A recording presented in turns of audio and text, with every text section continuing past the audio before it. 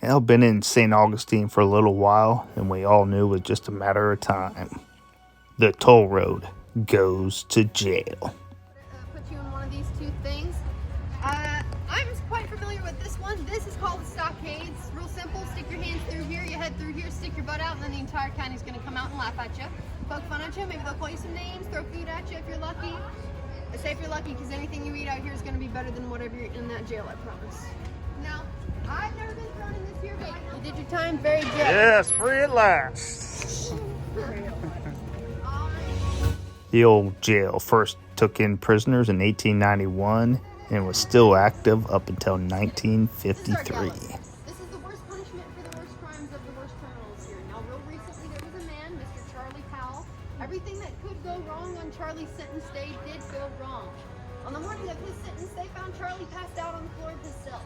Now, there's a rule that says if a man can't stand on his sentence day, they gotta postpone it to a later time and he can stand. However, Sheriff Perry, he's not a man for other people's rules. He likes to make his own. So he tells his deputy, drag him out there, get him to the top of the gallows. I'll take care of the rest. He does just that, y'all. He meets him up there with a wooden board. They tie Charlie to the wooden board so he's standing up straight. Yeah, nobody's touching him, so apparently it counts. Until he is quite literally sitting in the board. Well, they drop Charlie, and it's great.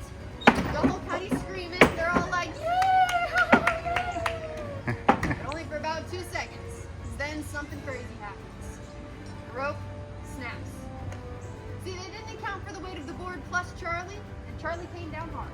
So the rope snaps, the board breaks in half, Charlie bounces like a pogo stick and rolls into the feet of the audience right about where you're standing. Oh, bless you, you look. He's not really there. Well, doctor run on over, so does Sheriff. Doctor assesses Charlie and says the last words that Sheriff wants to hear. He says, Sheriff, he's not dead.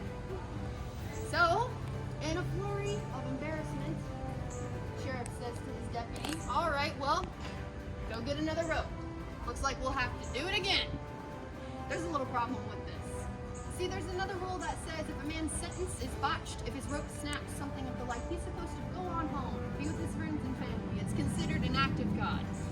But like I said, Sheriff Perry don't care about other people's rules. He is the law. So, he tells his deputy to go get that rope, and he stares Charlie down.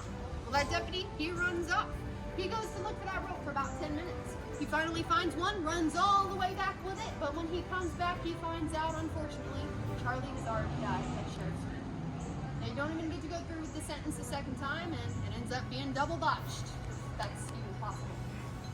Well, as you can imagine, Sheriff Perry's mighty embarrassed by this whole ordeal.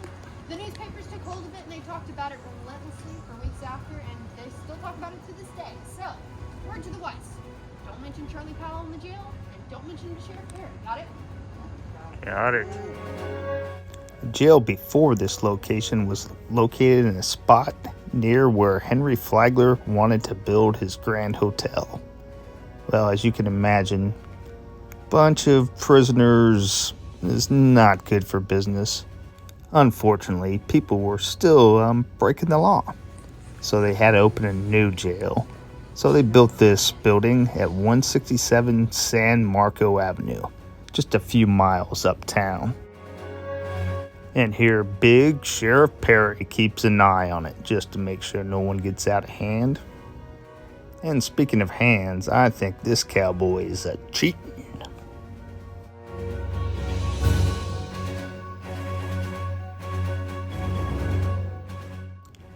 This kid here doesn't appear to be enjoying his bed and breakfast.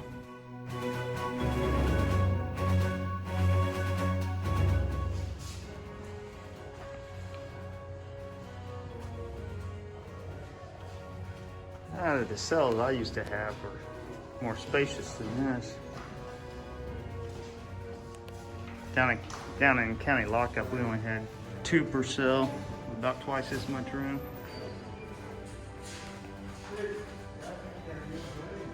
This guy. What are you looking at, buddy? And even though many of you probably thought, and some of you probably even hoped, that, they'd put me in here and keep me and stop me from putting out videos. Well, sad to say that the toll paid his toll and is now back a free man.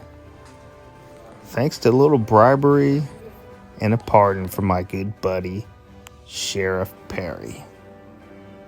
And now that I'm free again, who knows where the toll road will lead to next.